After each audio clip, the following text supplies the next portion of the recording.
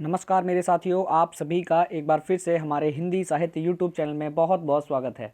दोस्तों, जो आज की वीडियो होगी बहुत ज़्यादा इंपॉर्टेंट होगी उन सभी स्टूडेंट्स के लिए जो जेएनयू की तैयारी कर रहे हैं।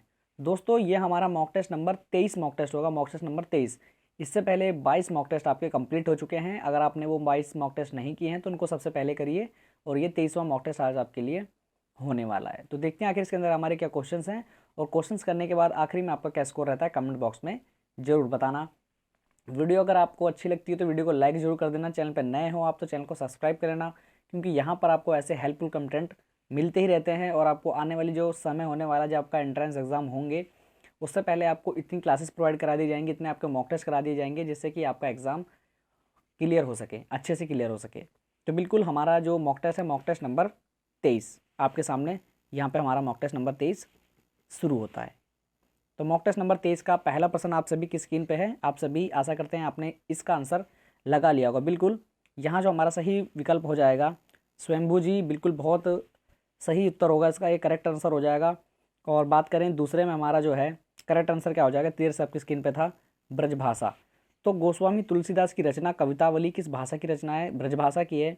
और पाँचचरी जो किसकी रचना है, जैसे कि आप सभी को पता है ये स्वयंभू की है, सही है। और ये जो है ये एक राम कथा है और एक प्रकार का ये महाकाव्य है। तो पूछा जा सकता है कि पांचजन्य आखिर है क्या, तो ये एक प्रकार का महाकाव्य है, याद रखना है। और इसमें राम कथा का वर्णन किया गया है, ये स्वयंभू जी के द्वारा लिखित है। और गोस्वामी तुलसीदास की रचना कवितावली की भाषा क्या है, तो देखिए ये जो है ब्रजभाषा में है। और इसके अंदर रामचंद्र जी जो हैं, रामचंद्र जी के इतिहास का वर्णन किया गया है। और कवितावली ये एक कांड है, समझ गए। इसमें पूछा था कितने कांड हैं, तो 7 कांड हैं, ये एक प्रकार का कांड है, समझ गए। बिल्कुल, तो ब्रजभाषा इसका सही विकल्प हो जाएगा। बढ़ते हैं तीसरे क्वेश्चन की तरफ। क्वेश्चन नंबर तीसरा आप सभी की स्क्रीन पे आ चुका है। यहाँ आपसे पूछा गया खड़ी बोली के लिए सुनीता कुमार चटर्जी ने किस शब्द का प्रयोग करा। तो बहुत ज़्यादा इंपॉर्टेंट है, और सही विकल्प बताइए इसमें सही विकल्प क्या होगा। ऑप्शन नंबर ए जनपदीय हिंदुस्तानी, ऑप्शन नंबर बी वर्नाक्युलर हिंदुस्तानी, ऑप्शन नंबर सी कौरवी, ऑप्शन नंबर डी रेखता। तो बताइए सही विकल्प क्या होगा। तो याद रखना दोस्तों, खड़ी बोली के लिए सुनीता कुमार चटर्जी ने किस शब्द का प्रयोग करा था, वो जनपदीय हिंदुस्तानी करा था। ऑप्शन नंबर ए करेक्ट है, बिल्कुल ऑप्शन नंबर ए इसका सही विकल्प होने वाला है। देखते हैं फिर fourth number question. Question number 4 आप सभी की स्क्रीन पर आ चुका है। यहाँ आपको सही विकल्प बताना है, इसका सही विकल्प क्या होगा। क्वेश्चन हमारा चौथा, सूफी प्रख्यान काव्य परंपरा में आराध्य को प्राय किस रूप में देखा गया है, गुरु के रूप में, प्रेमी के रूप में, सखा के रूप में, या प्रेमिका के रूप में। तो याद रखना आराध्या जो है, आराध्या एक प्रेमिका के रूप में देखा गया यहाँ पर। तो बिल्कुल ऑप्शन नंबर डी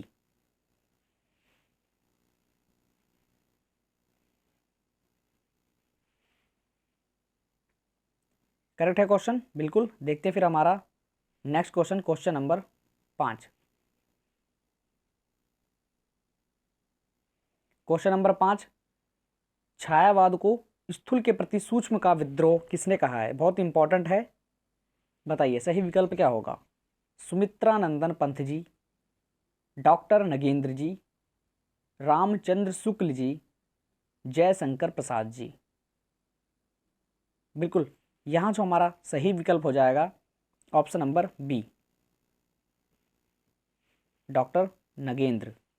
सही है दोस्तों, बिल्कुल करेक्ट है आंसर आपका। पाँच क्वेश्चन आपके कंप्लीट हुए। 5 में से आपके कितने ठीक हुए वो आप नोट डाउन जरूर करें, और आखिरी में जितने भी आपके क्वेश्चंस होते हैं उनके आखिरी में जो आपका स्कोर रहता है वो जरूर बताएं। देखते हैं फिर अपना हम छठवां क्वेश्चन। क्वेश्चन नंबर 6 आप सभी की स्क्रीन पर आ चुका है। यहाँ आपसे पूछा गया है निम्नलिखित में से कौन मिश्र बंधु नहीं है। तो याद रखना मिश्र बंधु नहीं है, नहीं यहाँ पे आ जाता है तो उसको हमको ध्यान से देखना होता है। कृष्ण बिहारी, श्याम बिहारी, गणेश बिहारी, सुखदेव बिहारी मिश्र। तो याद रखना दोस्तों यहाँ पर क्या क्या है, पहले हम वो देख लेते हैं। तो देखिए यहाँ पर ऑप्शन तो हमारा ऑप्शन नंबर ए हो जाएगा, कृष्ण बिहारी मिश्र जी। पर बात करें श्याम बिहारी मिश्र जी, ये हैं हमारे, गणेश बिहारी जी भी हैं और सुखदेव बिहारी भी जी हैं। तो ये तीनों हमारे ऑप्शन नहीं होंगे। यहाँ पूछा गया था कौन मिश्र बंधु में नहीं है, तो ऑप्शन नंबर ए हो जाएगा, कृष्ण बिहारी मिश्र जी। ऐसे याद करना दोस्तों आपके क्वेश्चन, ये क्वेश्चन ऐसे आते रहते हैं। क्वेश्चन नंबर 7 आप सभी की स्क्रीन पर आ चुका है। यहाँ आपको सही विकल्प बताना है, इसका क्या होगा। 7वां क्वेश्चन है, रस गंगाधर के रचयिता कौन है?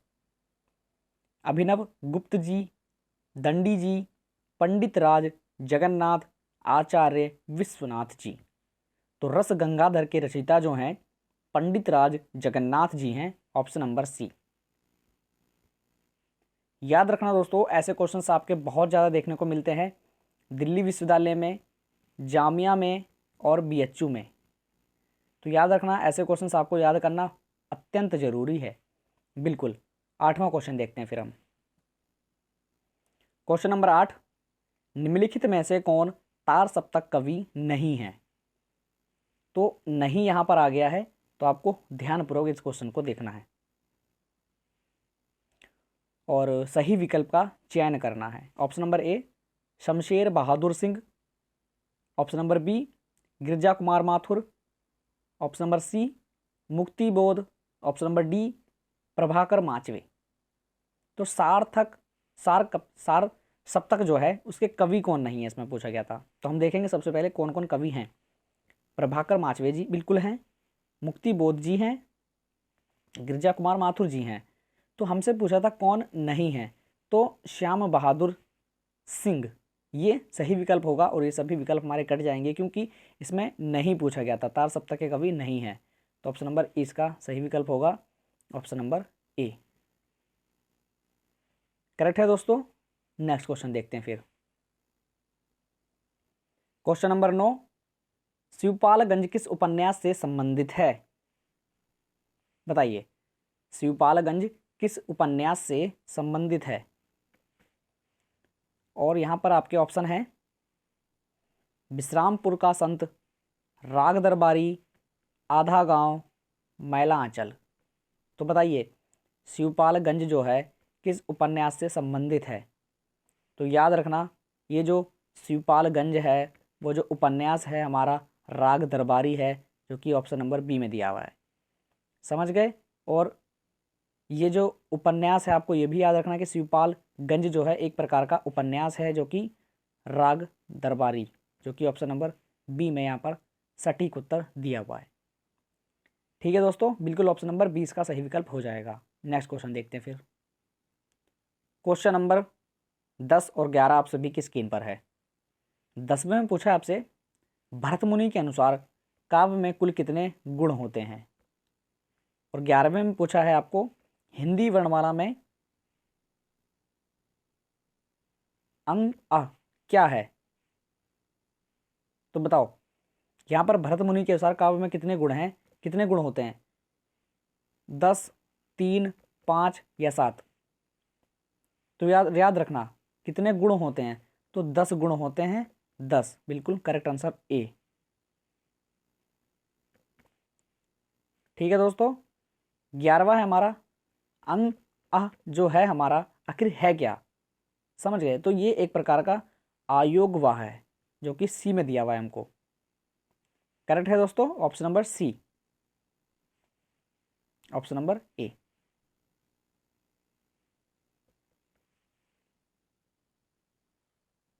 नेक्स्ट क्वेश्चन देखते हैं फिर। क्वेश्चन नंबर 12वां, अंधा युग किस नाट्य विधा के अंतर्गत आता है? तो मैंने आपसे पूछा था, ये क्वेश्चन इंपॉर्टेंट है, आ जाते हैं, तो बताइए इसका आंसर क्या होगा। ऑप्शन नंबर ए गीत नाट्य, ऑप्शन नंबर बी नाटक, ऑप्शन नंबर सी रूपक, ऑप्शन नंबर डी प्रासन। तो बताइए सही विकल्प क्या होगा। तो यहाँ जो हमारा सही विकल्प चला जाएगा अंधा युग जो है एक प्रकार का गीत नाट्य है, जो कि ऑप्शन नंबर ए में दिया हुआ है। तो ऑप्शन करते हैं, आप सभी ने ऑप्शन नंबर ए इसका सही विकल्प लगाया होगा। तो देखते हैं अपना 13वां क्वेश्चन। क्वेश्चन नंबर 13वां बहुत ज़्यादा इंपॉर्टेंट है। इसमें पूछा गया कि ये पंक्तियाँ जो हैं किससे उद्दित हैं। तो किस कविता से उद्धृत हैं आपको बतानी है, कौन से। तो देखिए, सिंहासन खाली करो, सिंहासन खाली करो जनता आती है, बहुत ज़्यादा इंपॉर्टेंट है और आप सभी को याद होना चाहिए। तो ऑप्शन में आप सभी के एक बार दोहराए देता हूँ, आप सभी को देखना है। Option number A Shivmangal Singh Suman, option number B Ramdhari Singh Dinkar, option number C Maithili Sharan Gupt, option number D Janaki Vallabh Shastri.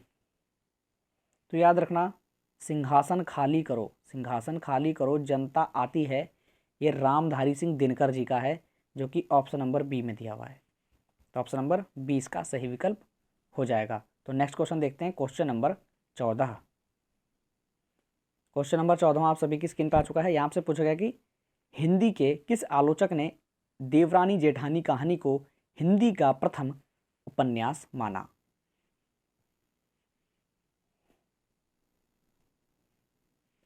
बताइए, नामवर सिंह जी ने, रामविलास शर्मा जी ने, विजय मोहन सिंह ने, गोपाल राय जी ने।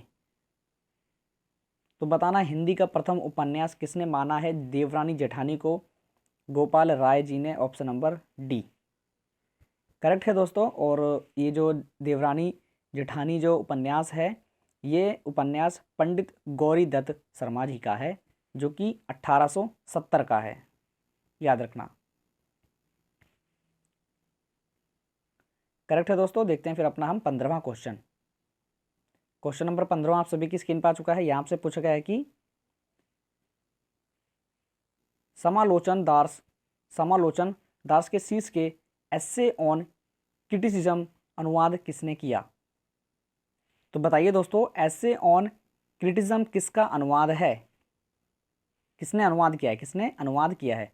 तो किसने अनुवाद क्या करा है वो पूछा गया है। तो Ramchandra Shukla ji, option number A, option number B doctor Nagendra, option number C Jagannath Das Ratnakar, option number D Ramesh ji.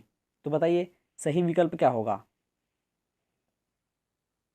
तो यहाँ हमारा जो सही विकल्प होगा option number C Jagannath Das ji.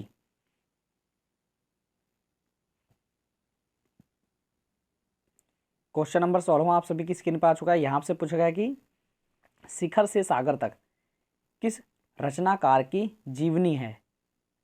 तो जीवनी बताना है इसमें सिंपल आपको।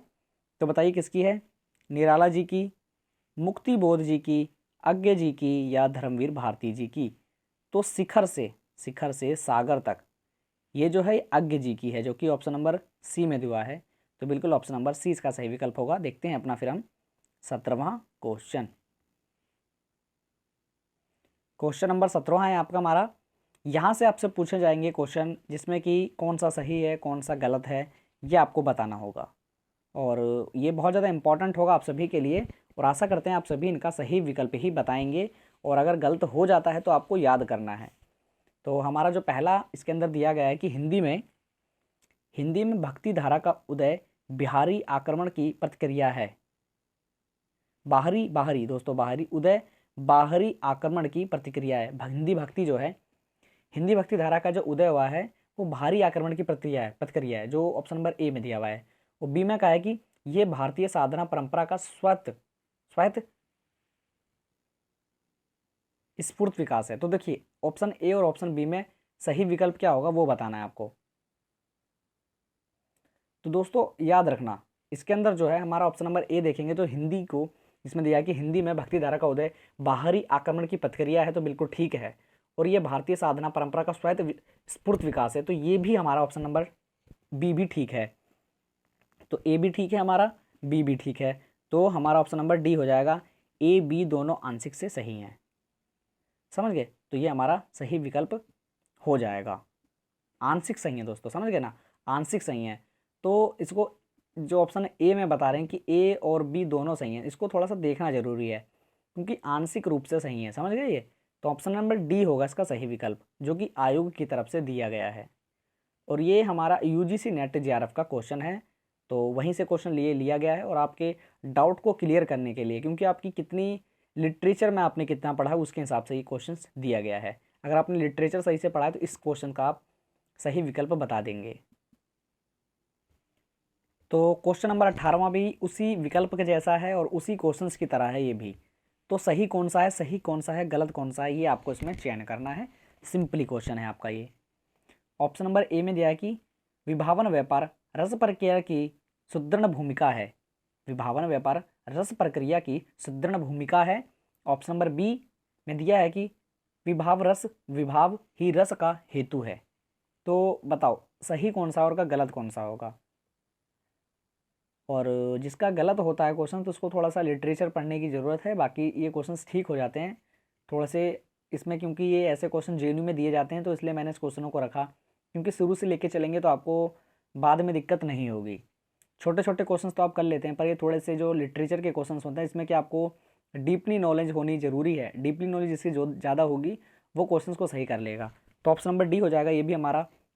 ऑप्शन नंबर ए और बी दोनों सही है पर आंशिक सही है। समझ गए, ए और बी आंशिक सही है, समझ गए ना। तो बिल्कुल ये इसका सही विकल्प हो जाएगा। क्वेश्चन नंबर 19वां आ चुका है, वही है। ए और बी में आपको अंतर जानना है, कौन सा सही है कौन सा गलत है। ऑप्शन नंबर 19 में ए में दिया है कि छायावाद और रहस्यवाद में तात्विक भेद है। तात्विक भेद नहीं है, मतलब कहा गया कि छायावाद और रहस्यवाद में तात्विक भेद नहीं है। ऑप्शन नंबर ए में कहा है इन्होंने। बी में कह रहे हैं कि छायावाद में अभिव्यक्ति की सूक्ष्मता, छायावाद में अभिव्यक्ति की सूक्ष्मता और रहस्यवाद में अज्ञात के प्रति जिज्ञासा है। तो बताओ सही क्या होगा और गलत क्या होगा।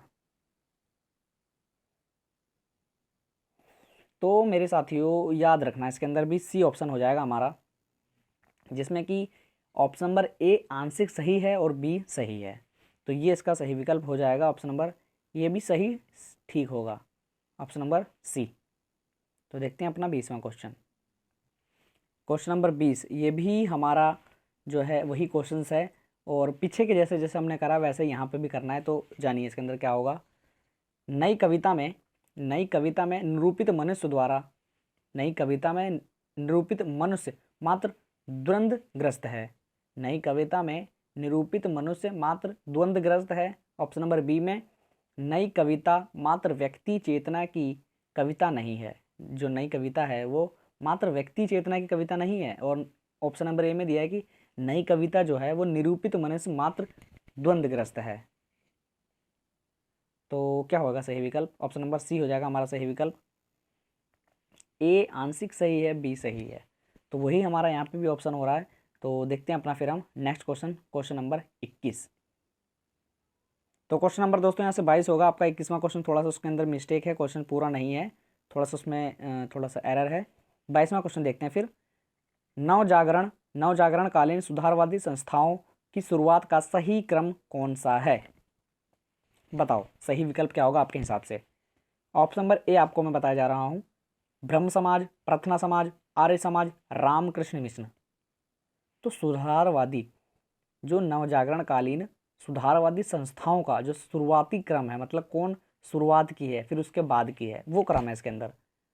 तो जो मैंने आपको ऑप्शन बताया वही ठीक है यहाँ पर, ये याद रखिए। ऑप्शन नंबर ए, सबसे पहले ब्रह्म समाज का हमको देखने को मिलता है, फिर प्रार्थना समाज को देखने का मिलता है, फिर आर्य समाज को देखने को मिलता है, फिर रामकृष्ण मिशन जो कि इन चारों में सबसे आखिरी में है। समझ गए। तो इस हिसाब से हमारा 22वें क्वेश्चन में ऑप्शन नंबर ए। क्वेश्चन नंबर 23, छायावादी काव्यधारा के प्रमुख स्तंभों का जन्म तिथि के आधार पर सही क्रम कौन सा है।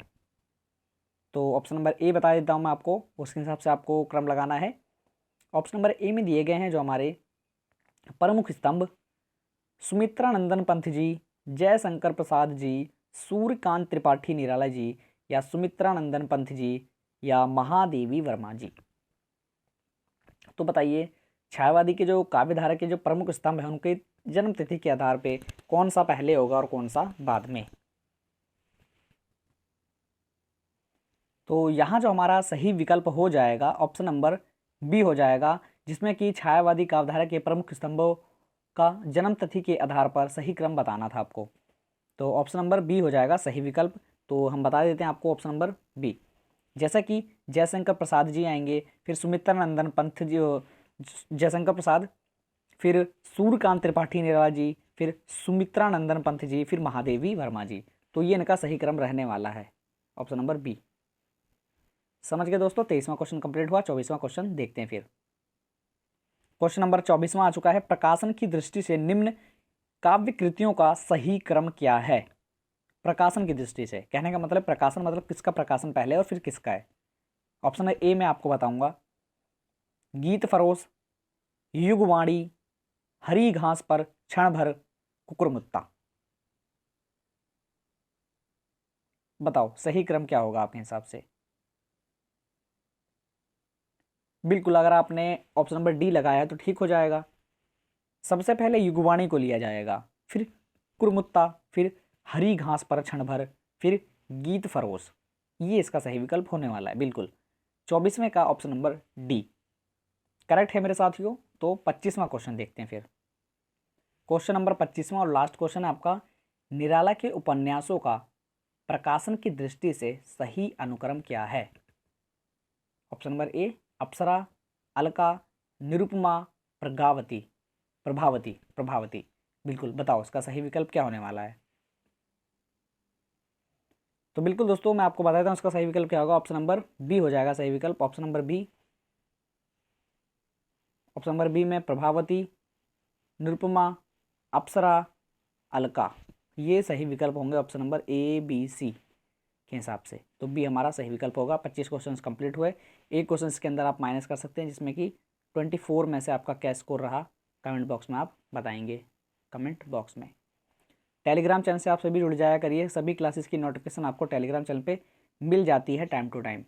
और कुछ डाउट रह रहा हो तो कमेंट बॉक्स में कमेंट करना। और जेएनयू से रिलेटेड मैंने 2 वीडियो बनाई हैं, बहुत इंपॉर्टेंट है आप सभी के लिए।